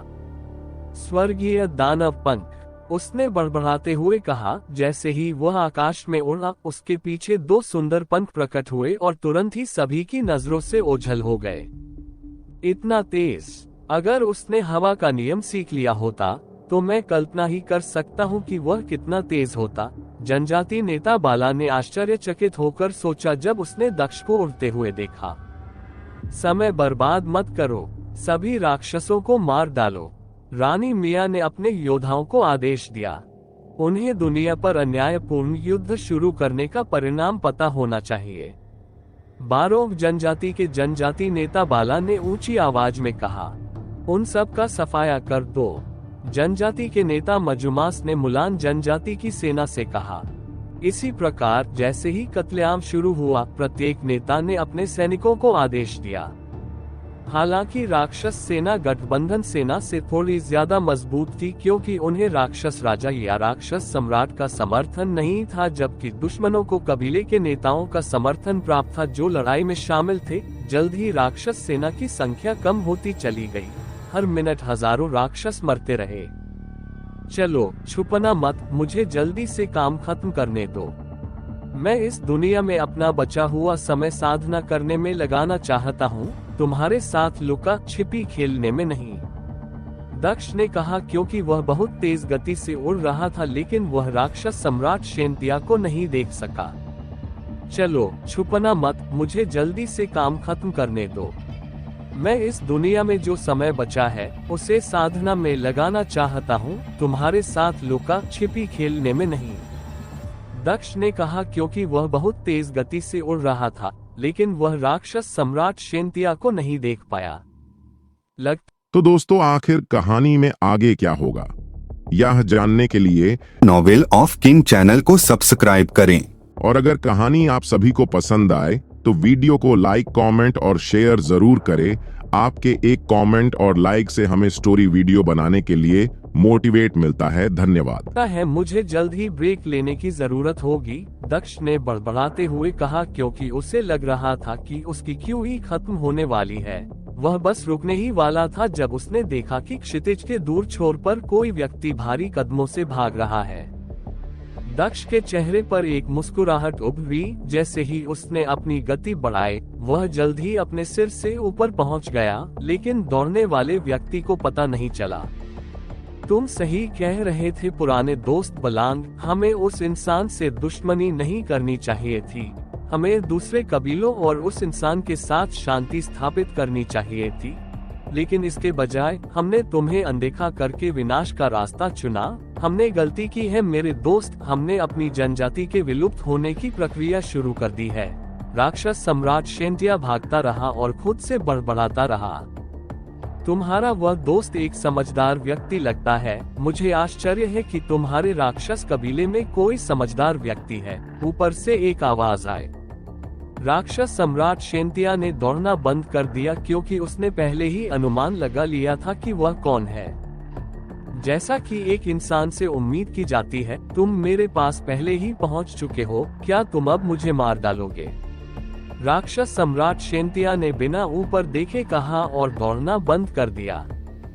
दक्ष हवा से नीचे आया और उसके स्वर्गीय दानव पंख गायब हो गए। वह राक्षस सम्राट शेंतिया के पीछे खड़ा हो गया। इस युद्ध में भाग लेने वाला कोई भी राक्षस जीवित नहीं बचेगा, दक्ष ने भारी आवाज में कहा। उन राक्षसों का क्या होगा जिन्होंने इस युद्ध में भाग नहीं लिया? राक्षस सम्राट शेंतिया ने बिना पीछे देखे कहा। वे युद्ध में शामिल क्यों नहीं हुए? दक्ष ने पूछा। पीछे छोड़े गए सभी राक्षस या तो बच्चे हैं या बुजुर्ग, राक्षस सम्राट शेंतिया ने कहा। अल्पविराम, वहाँ कोई राक्षस राजा या राक्षस सम्राट नहीं है। ये बलांग कौन है जिसे तुम पुराना दोस्त कह रहे थे? दक्ष ने दिलचस्पी दिखाते हुए पूछा। वह मेरे अलावा जीवित बचे एकमात्र राक्षस सम्राट है। वह इस युद्ध के खिलाफ था और शांति चाहता था, जबकि तारास बदला लेना चाहता था। अंत में मैंने तारास की योजना का समर्थन किया, इसलिए युद्ध की घोषणा की गई, राक्षस सम्राट शेंतिया ने समझाया। ओह, चूंकि यह एक के विरुद्ध दो की लड़ाई थी और युद्ध तय हो चुका था, तो उसने युद्ध में भाग क्यों नहीं लिया? क्या तुम्हें लगा कि तुम दोनों ही पर्याप्त थे, इसलिए वह पीछे रह गया? दक्ष ने हल्की मुस्कान के साथ पूछा। नहीं, वो युद्ध के खिलाफ था और उसमें भाग नहीं लेना चाहता था, इसलिए उसने राक्षसों की युवा पीढ़ी की देखभाल करने के लिए यहीं रहने का निर्णय लिया, राक्षस सम्राट शेंतिया ने गहरी आवाज में कहा। हाँ, तुम्हें लगता है कि मैं तुम्हारी बात पर यकीन करूंगी कि वह युद्ध नहीं चाहता, वो बदला लेने भी नहीं आएगा? दक्ष ने सोच समझकर पूछा। वह ऐसा नहीं करेगा। उसका मानना था कि बदला लेने से राक्षस जनजाति का विनाश हो जाएगा, इसलिए वह ऐसा नहीं करेगा। राक्षस सम्राट शेनतिया ने उत्तर दिया। मेरे पास तुम पर विश्वास करने का कोई कारण नहीं है। तुम्हें मारने के बाद मैं तुम्हारे कबीले में जाकर हर राक्षस का सफाया कर दूंगा, ठीक वैसे ही जैसे तुमने सभी को मारने के लिए युद्ध की घोषणा की थी। दक्ष ने अपनी भारी आवाज में जवाब दिया। भले ही मैं मर जाऊं, मैं तुम्हें अपने कबीले के निर्दोष लोगों को नहीं मारने दूंगा। राक्षस सम्राट शेनतिया में एक मजबूत लड़ाई का इरादा दिखाई दिया और वह तुरंत पीछे मुड़ा और अपने बलवान हाथ से मुक्का मारा। लेकिन अजीब बात यह थी कि उसने देखा कि वहां कोई खड़ा नहीं था, क्योंकि उसके पीछे कोई नहीं था। उसकी मुट्ठी सिर्फ हवा में लगी। वह पीछे मुड़ा, लेकिन इससे पहले कि वह मुड़ पाता, एक मुट्ठी उसके चेहरे पर आकर गिरी और उसे दूर उड़ा ले गई। तुम्हें लगता है कि तुम मुझे रोक सकते हो?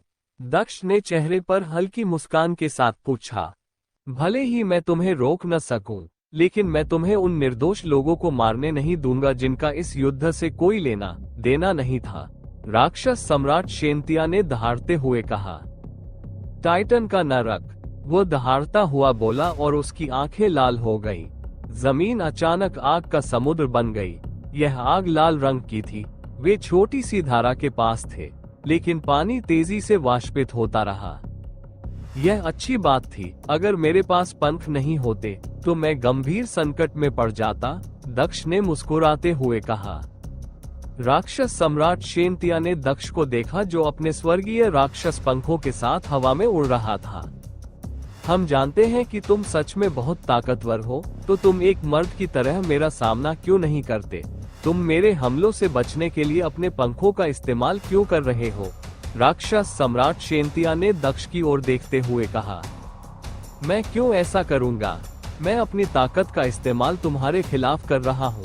फिर भी मैं नीचे आऊंगा, दक्ष ने हल्की मुस्कान के साथ कहा, क्योंकि वह आग के धधकते समुद्र के बीच में जमीन पर उतरा था। एक अजीब घटना देखी गई जब दक्ष के शरीर पर कुछ इंच की सीमा में लपटें अंतरिक्ष में जमी रहीं, जिससे उसे जरा भी नुकसान नहीं पहुंचा। आप उसी अवरोध का उपयोग कर रहे हैं जिसका उपयोग आपने राक्षस राजा के हमलों के खिलाफ खुद को बचाने के लिए किया था। राक्षस सम्राट शेनतिया जोर से कहने से खुद को रोक नहीं सका। मैं जो भी उपयोग करता हूँ वह मेरी अपनी पसंद है। वैसे भी चूंकि हम पुरुषों की तरह खेल रहे हैं, तो तुम भी बिना चकमा दिए मेरे हमले का सामना क्यों नहीं करते? दक्ष ने हंसते हुए कहा। संत तलवार के साथ रूप, दूसरा रूप विनाश। दक्ष ने हमलावर मुद्रा में आकर राक्षस सम्राट शेनतिया पर अपनी राजा की तलवार से हमला किया। आंतरिक कवच, राक्षस सम्राट शेनतिया ने कहा, जैसे ही उसके शरीर के चारों ओर धधकते कवच प्रकट हुए, जो जल्द ही एक स्टील जैसी संरचना में बदल गए। बाधा, राक्षस सम्राट शेनतिया ने भी दक्ष के हमलों को रोकने के लिए अपने शरीर पर एक बाधा का इस्तेमाल किया। हमला बैरियर पर हुआ, उसे तुरंत तोड़ दिया और आगे बढ़ गया। राक्षस सम्राट शेनतिया ने अपना बैरियर टूटा हुआ देखकर अपनी तलवार से भी हमला किया, लेकिन दक्ष के हमले के संपर्क में आते ही उसकी तलवार टूट गई। बैरियर ने पूरी तरह से टूटने से पहले एक पल के लिए प्रतिरोध किया, लेकिन ये दक्ष के हमले की शक्ति को कम करने के लिए पर्याप्त था। यद्यपि यह हमला कमजोर हो गया था, फिर भी यह राक्षस सम्राट शेनतिया की सीना पर लगा, जिससे वो जमीन पर गिर पड़ा और उसकी सीना में तलवार का एक बड़ा घाव बन गया। तुम्हारे मरने का समय आ गया है, दक्ष राक्षस सम्राट शेनतिया के पास प्रकट हुआ, जो दर्द से दहाड़ते हुए जमीन पर पड़ा था। आप मुझे मार सकते हैं क्योंकि मैंने इस युद्ध को न रोकने की गलती की है, लेकिन राक्षस जंगल में लोगों को मत मारो। वे इस युद्ध में शामिल नहीं थे, विशेष रूप से बलांग जो इसके खिलाफ था। राक्षस सम्राट शेनतिया ने अपने दर्द को नियंत्रित करते हुए कहा। तुम्हें मुझे ये बताने की जरूरत नहीं है कि मुझे क्या करना चाहिए और क्या नहीं, यह मुझे तय करना है। तुम अभी मर सकते हो, दक्ष ने कहा और उसने अपनी तलवार से राक्षस सम्राट शेनतिया का सिर उसके धड़ से अलग कर दिया। वास्तव में आपको इसके बारे में चिंता करने की जरूरत नहीं है, क्योंकि मैं उन लोगों को नहीं मारना चाहता जो इसमें शामिल नहीं है। इससे भी महत्वपूर्ण बात यह है कि मेरे पास राक्षस जनजाति को खोजने और उन्हें खत्म करने के लिए पर्याप्त समय नहीं है। मेरे पास बस कुछ और दिन बचे हैं ताकि मैं इस जगह पर रह सकूं। मैं यहाँ रहते हुए इस जगह पर अपने साधना लाभ का अधिक से अधिक उपयोग करना चाहता हूँ। दक्ष ने राक्षस सम्राट शेंटिया के शरीर को देखते हुए बड़बड़ाया। अगर तुमने जो कहा वह सच है तो वह बलांग एक अच्छा विकल्प लगता है, जो तुम्हारे कबीले को एक शांतिपूर्ण भविष्य की ओर ले जाएगा, जब तक कि तुम्हारे जैसे कुछ और पतित लोग पैदा न हो जाएं। लेकिन मुझे इसकी चिंता नहीं करनी चाहिए, दक्ष ने हल्के से कहा और वापस चलने लगा। एक दिन के निर्मम नरसंहार के बाद युद्ध के मैदान में मौजूद हर राक्षस जमीन पर मृत पड़ा था, क्योंकि उनके रक्त ने मैदान का रंग बदल दिया था। हर जगह लाल रंग देखा जा सकता था। कई लोग इस आपदा से बचने का जश्न मनाते हुए खुशी मनाते देखे जा सकते थे। सब लोग, मुझे कुछ कहना है, रानी मिया ने ऊंची आवाज में कहा, लेकिन चूंकि वह प्रतिक्रिया के कारण किसी भी क्यूई का उपयोग करने में सक्षम नहीं थी, इसलिए वह अपनी आवाज की सीमा बढ़ाने के लिए क्यूई का उपयोग नहीं कर सकी। उसकी आवाज केवल कुछ आस पास के लोगों ने सुनी, जबकि अधिकांश अनजान रहे। सब लोग, मजुमास ने जोर से दहाड़कर सबका ध्यान अपनी ओर खींचा। बंशी जनजाति की रानी कुछ कहना चाहती है, लेकिन चूंकि वह एक प्रतिक्रिया से पीड़ित है, इसलिए वह अपनी आवाज दूर खड़े लोगों तक नहीं पहुंचा सकती। चूंकि आप में से बहुत से लोग हैं, भले ही आप सभी करीब आ जाएं, आप में से बहुत से लोग उसकी बात नहीं सुन पाएंगे। इसलिए मैं ही हूँ जो उसकी बात आप तक पहुँचाऊंगा, मजुमास ने जोर से कहा। धन्यवाद मजुमास, रानी ने धन्यवाद दिया। मैं आपका ज्यादा समय नहीं लेना चाहती, बस कुछ शब्द कहना चाहती हूँ, रानी ने कहा, जिसे मजुमास ने अपनी ऊंची आवाज में दोहराया। सबसे पहले मैं इस युद्ध में भाग लेने के लिए आप सभी को धन्यवाद देना चाहती हूँ और इस ऐतिहासिक लड़ाई को जीतने के लिए आपको बधाई देना चाहती हूँ। हालांकि हमने ये युद्ध जीता है, लेकिन इस प्रक्रिया में हमने अपने कई साथियों को खो दिया है। मुझे उम्मीद है कि हर कोई उन्हें ठीक से दफना पाएगा, क्योंकि हम इस जगह को अपने सबसे बहादुरों की कब्रगाह बनाएंगे, रानी मिया ने आगे कहा। दूसरी बात, हम 1 महीने बाद इस युद्ध को जीतने के लिए एक बड़ा जश्न मनाएंगे। हमने युद्ध से पहले अपने सभी नागरिकों को निकाल लिया था, इसलिए व्यवस्था में समय लगेगा। बस इतना ही, रानी मिया ने अपना भाषण समाप्त करते हुए कहा। धन्यवाद मजुमास, रानी मिया ने उनकी मदद करने के लिए मजुमास को धन्यवाद दिया। इसके लिए आपको मुझे धन्यवाद देने की जरूरत नहीं है। हम सभी इस भयानक युद्ध से बचकर आए हैं, जिसने हमें एकता की ताकत सिखाई है। अगर हम एक दूसरे की मदद नहीं करेंगे तो हम उस एकता को बनाए नहीं रख सकते हैं, मजुमास ने रानी मिया से एक खुश मुस्कान के साथ कहा। जब तुमने हम पर युद्ध छेड़ा था और हमारी वंशावली लगभग समाप्त कर दी थी, तब तुम्हारी एकता कहाँ थी? बारों जनजाति के जनजाति नेता बाला ने नाक भान सिकोड़ी। अल्पविराम, किसने तुम्हारे कबीले के सदस्य को मेरी बेटी का अपमान करने को कहा? और उस व्यक्ति को मुझे दंड देने के बजाय तुमने उसे बचा लिया। बेशक मैं तुम्हें इसके लिए दंड दूंगा, मजुमास ने बाला को गुस्से से घूरते हुए कहा। बेशक मैं अपने कबीले के सदस्य की रक्षा करूंगा, खासकर अगर उस पर गलत आरोप लगाया गया हो, बाला ने स्थिर स्वर में कहा। क्या तुम मेरी बेटी को झूठा कह रहे हो? मजुमास ने भारी आवाज में बाला को घूरते हुए कहा। बाला जवाब देने ही वाला था कि रानी ने उसे टोक दिया। तुम दोनों, ये लड़ने का समय नहीं है, रानी मिया ने उन्हें बीच में टोकते हुए कहा। आप सभी घायल हैं, मेरे साथ आइए, मैं आप सभी के लिए मेरे महल में आराम करने की व्यवस्था करूंगी, रानी मिया ने हल्की मुस्कान के साथ उपस्थित सभी जनजाति नेताओं से कहा। आया, रानी ने कहा। तभी एक लड़की आगे आए और उसने रानी को एक वस्त्र पहना दिया। सभी को दुख हुआ क्योंकि उन्हें याद आया कि रानी ने अपने हाथ खो दिए थे और जिसने ऐसा किया वह उनका उद्धार करता था। धन्यवाद। वैसे हमारे मेहमानों के लिए महल में रहने की उचित व्यवस्था करें, रानी ने आगे बढ़ते हुए कहा। हाँ महाराज, आया ने उत्तर दिया। रानी मिया, क्या आप जू के शरीर को एल्फिया जनजाति में लाने के लिए उचित व्यवस्था कर सकती हैं? मैं बस जू के साथ जाना चाहता हूं और उसे हमारी अपनी धरती पर दफनाना चाहता हूं। अगर आप एक विशाल गाड़ी की व्यवस्था करें तो मैं वास्तव में इसकी सराहना करूंगा। मैं उसे खरीद लूंगा और बूढ़े जू के साथ जनजाति में वापस आने के बाद आपको पैसे भेज दूंगा, तेनशा ने कहा और वह स्थिर खड़ा रहा। मैं इससे तैयार कर दूंगी। इसके अलावा आपको किसी भी चीज के लिए भुगतान करने की जरूरत नहीं है। आप हमारी मदद करने के लिए यहाँ आए हैं। ये पहले से ही किसी भी चीज से अधिक है, रानी मिया ने तुरंत जवाब दिया। ठीक है, आप लोग जा सकते हैं। मैं तब तक यहीं रहूंगा और जैसे ही ये तैयार हो जाएगा मैं चला जाऊंगा। मैं आपके उत्सव में भाग न ले पाने के लिए क्षमा चाहता हूँ, तेनशा ने उत्तर दिया। कैसा जश्न? मैं इतना थक गया हूँ और इतना दर्द में हूँ कि मैं बस आराम करना चाहता हूँ। उनका एकमात्र जश्न 1 महीने बाद होगा, जैसा कि रानी मिया ने कहा था, बाला ने तेनशा से कहा। अगर तुम चाहो तो उसे महल में ले आ सकते हो, रानी ने नीचे देखते हुए सुझाव दिया।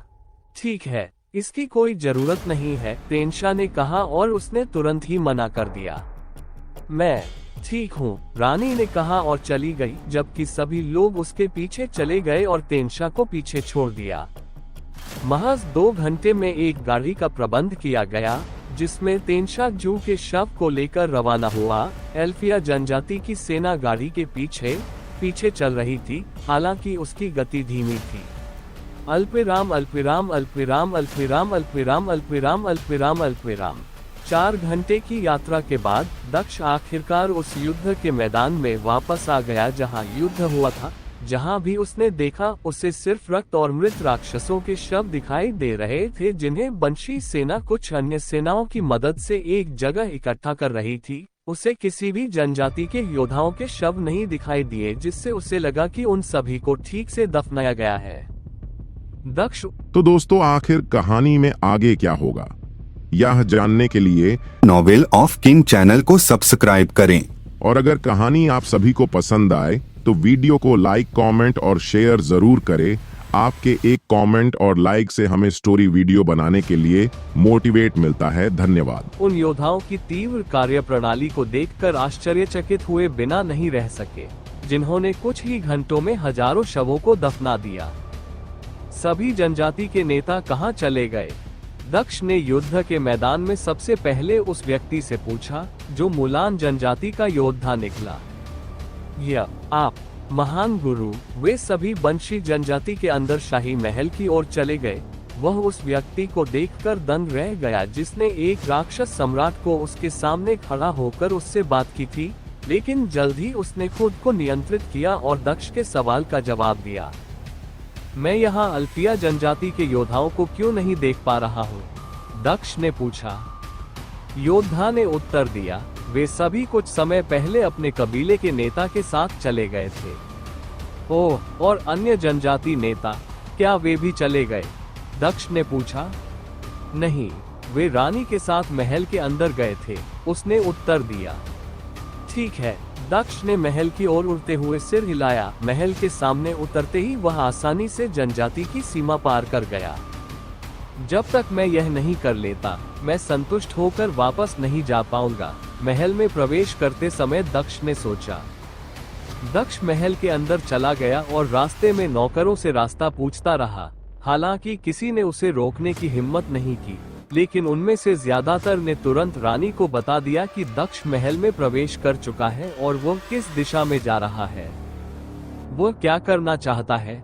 रानी सोच विचार कर आगे पीछे चलने लगी। क्या मुझे किसी को उसका पीछा करने के लिए कहना चाहिए या खुद ही यह करना चाहिए?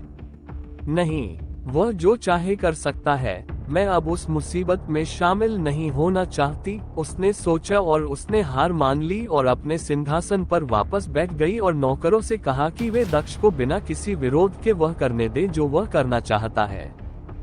दक्ष ने एक दरवाजा खटखटाया जो जल्द ही खुल गया। ग्रह महान स्वामी चेन, एक नौकर ने दरवाजा खोला। आप कहाँ हैं गुरुजी? दक्ष ने पूछा। वो अंदर आराम कर रहा है, मैं उसे तुम्हारे आने की सूचना दूंगा, नौकर ने कहा और वह जल्दी से अंदर भाग गया। दक्ष भी कमरे में घुस गया और नौकर के पीछे पीछे चला गया। मास्टर, महान मास्टर चेन आपसे मिलने के लिए यहाँ है। दक्ष ने हॉल में रहते हुए आवाज सुनी। क्या, मैं अभी आता हूँ, जल्दबाजी में जवाब आया।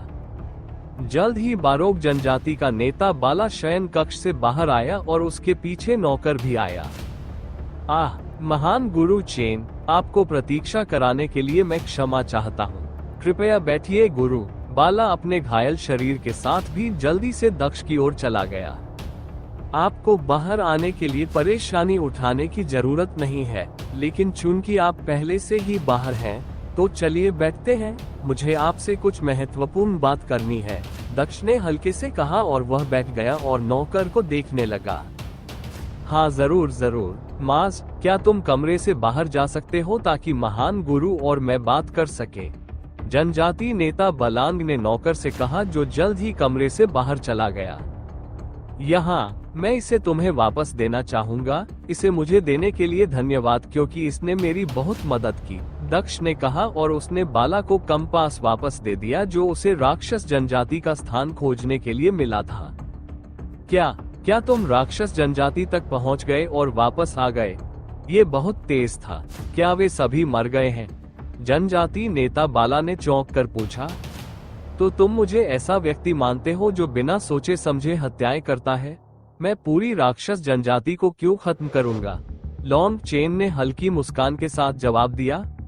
अरे नहीं, मेरा यह मतलब नहीं था, मैं तो बस ये जानना चाहता था कि इससे आपको क्या मदद मिली, जनजाति नेता बाला ने जल्दी से स्पष्टीकरण दिया। बेशक इससे मुझे उस राक्षस सम्राट को खोजने में मदद मिली जिसे मैं खोज रहा था, मुझे पता था कि वह राक्षस जनजाति की दिशा में जाएगा और इससे मुझे उसे खोजने में मदद मिली। इसके अलावा आपके पूछने से पहले, हाँ वह पहले ही मर चुका है, दक्ष ने मुस्कुराते हुए कहा। अद्भुत, जनजाति नेता बाला स्तब्ध भाव से यह कहने से खुद को रोक नहीं सका।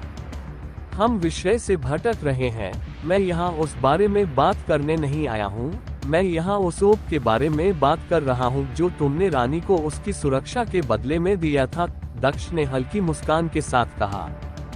वह, उसके बारे में क्या? जनजाति नेता बाला ने थोड़ा घबराए हुए भाव से कहा।